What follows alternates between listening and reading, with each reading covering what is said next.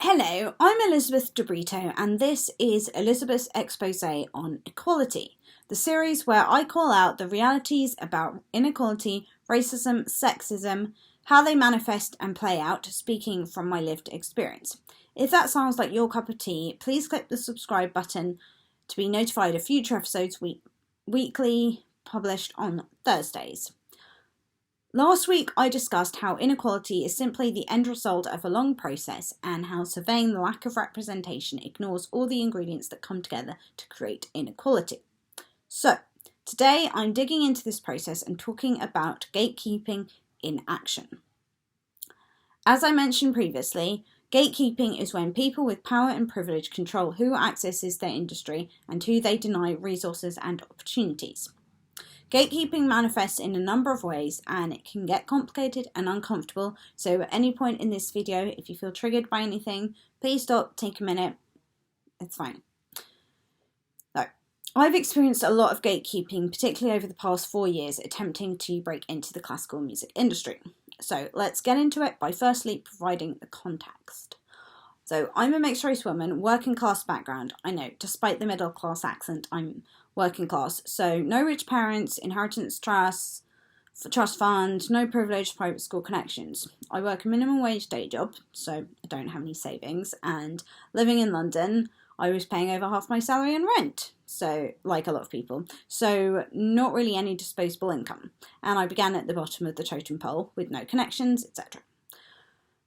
Over the past 4 years, I've come into contact with dozens, hundreds of people within the classical industry who work full-time in the industry of their choosing, vastly connected within the field, have many more resources, and earning substantially higher salaries. They're also almost all white and mostly middle class. So basically, on one side you have me and others like me with no power and privilege, and on the other side you have the gatekeepers with lots of power and influence. I've spent 4 years attempting to ask for help, gain connections, but never with much success. I didn't really know the best way to segue in, so I'll start with this example and then break down why it's biased, the implications of it, and how imbalances arise. So this example comes from an email communication earlier this year. Last year, 2023, wow, flying by. With an email communication from beginning of last year with a white male American record label CEO, who I'd known for several years at this point and showcased many albums on the show, The Daffodil Perspective. I emailed him to ask about potential journalism contacts and American music publications. So this is the email I sent. Etc, etc. I'm a freelance journalist and was wondering if you might be in need of a writer and you would know some of the American classical music publications that I could reach out to. As a Brit, I'm unfamiliar with the American market. I've written for Naxos Classical Music UK, it's BBC Music Magazine, etc, etc. These are some of the articles I've written, so you can see the quality of my work, and I gave examples. So 1, I asked if he needs a writer. 2, what American music publications exist. His response: we will definitely keep this info on file and will let you know if we need your services. So he answered the first question in a typical platitudinal response and ignored the second question. So I emailed him back asking the second question again. Also, what American classical music publications are there? Online print magazines, newspapers, websites. Please can you suggest some around the country that I could contact? His response: there aren't a whole lot of them left, unfortunately. I think a better bet for you would be other people like me. Record labels who might need to have content created for catalogue pages, etc, etc. You might want to think about English-speaking classical record labels. That's a better bet, in my opinion. Hope that helps. You may be thinking this response seems pretty innocuous, but let's break this down. First off, the man has given no concrete assistance, no definite names, contact information. He's also not offered to speak to the journalism contacts he has, or anyone else, for that matter.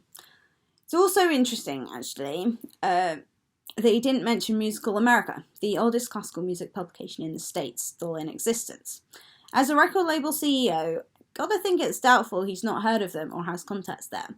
It's like here in Britain. We all know that there's the general papers, The Times, Independent, Spectator, Guardian, etc.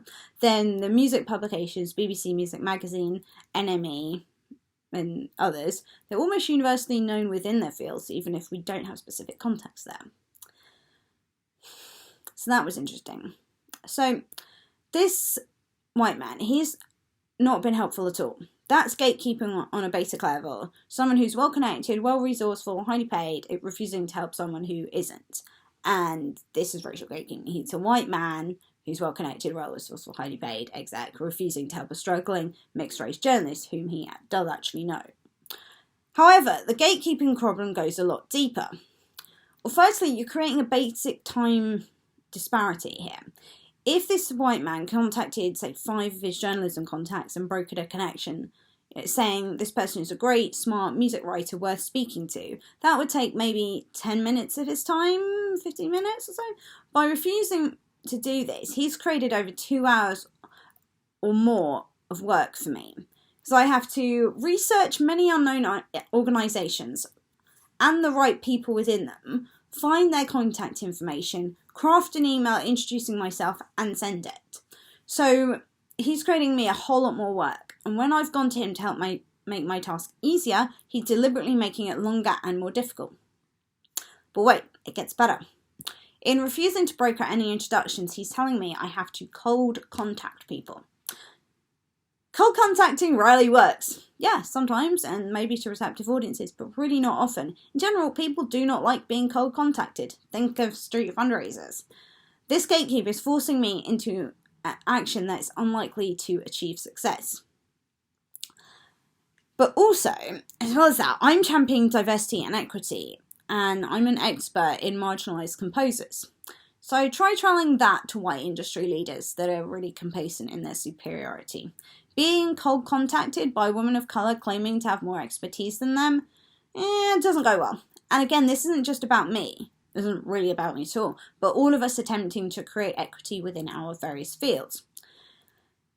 Criticising the current mainstream state of affairs ain't winning prizes with anyone everywhere. Secondly, women telling men they may be able to do something better than them also rarely works. Generally, white men don't like women, particularly women of colour, who know more than they do. And they really don't like women telling them what to do. Many men, not all men, I know, many men feel very threatened by intelligent women and can't handle the idea that a woman may be more knowledgeable than them. And often it can be the same with white women and women of colour. That's a topic to delve into another time, and trust me, we will, because I've got tons of anecdotal evidence about this element of sexism. That's at least 2 more episodes. Trust me, we'll get into it later. But for now, what's my point here? By refusing to help me and encouraging me to cold contact white people in the industry, the white male gatekeeper is setting me up to fail. That's what it comes down to.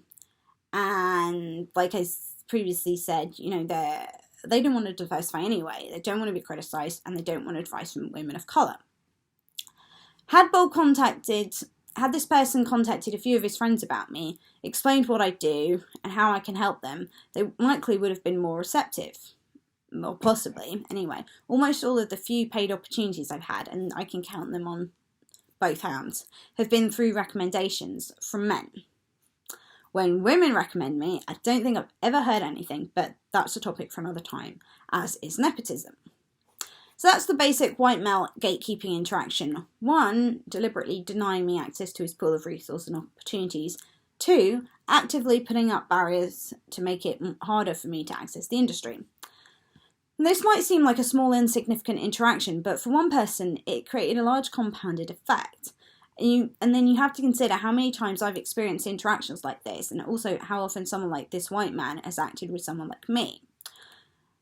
This isn't an isolated incident. Like I say, I've experienced this many times with white gatekeepers, and when you pile up all these interactions over the course of, a month, a year, a career, it creates a gigantic sinkhole of work for me, and insurmountable barriers of cold contacting to overcome just to access the industry. Then multiply that by the million women of colour in the UK, millions of black, Asian and ethnically diverse women across the world attempting to work in their various fields, and the millions of white gatekeepers treating them like this. It leads to a huge imbalance, a massive cumulative effect of damage to our careers. This all leads to inequality. Now, there are 2 other salient points to make here, actually. Firstly, Bob Lord initially ignoring my question about journalism contacts and me having to ask a second time. Women get frequently labelled as pushy and demanding, but this man is deliberately withholding information. My reaction is quite natural, politely reiterating my question. So white men set us up to fail here too, creating situations which lead to us politely affirming or clarifying information, but they perceive it as they choose, as us being demanding or aggressive, and they want to pass judgment on our behaviour when we're not being brusque or rude or anything. We're being assertive and firm. And I've experienced this with white women as well. So that's the first point. Secondly, in my original email, I asked, would you know some classical music companies I could contact? This white man said there really weren't any. My next question would be, well, what about general music, arts and culture publications? You may be thinking, but you didn't ask that specifically, which demonstrates my next point. When a woman of colour asks for assistance, white gatekeepers are not actively thinking about how they can help us with our queries. They're not extrapolating alternatives or giving options. In short, they're giving no thought to us at all. Just a cursory talk to the hand, basically. And yes, I know that's a very 90s reference, but hey, I'm 35. I was born in 87. So with that, like I say, it's white gatekeepers erecting as many barriers as they can. And it might not seem like much, but again, you think about the millions of white gatekeepers treating millions of women of colour like this. It's a huge number of barriers being erected to keep us out of our industries. So, that's one example. It represents part of the process that leads to imbalances and creates inequality. Next week, I'll be discussing another part, the phrase, why don't you? My least favourite phrase in the English language right now. If you are enjoying the series, please like, subscribe and comment. I'd love to hear from you. If you prefer to private message me on here or email me, please do. My address is elizabeth.debrito@outlook.com. The details are below in the little box. Any abuse directed towards me or anyone else will not be tolerated. Anything of that nature will be deleted. That all being said, I hope you continue to enjoy this journey with me and you find it illuminating. And because I'm a writer first and foremost, I'm publishing this on my blog too. Check the website elizabethdebrito.com for the transcripts to read at your leisure if you prefer. Link also in the box below. See you next Thursday, 26th of January for episode 4, Gatekeeping in Action. Why don't you? See you next week.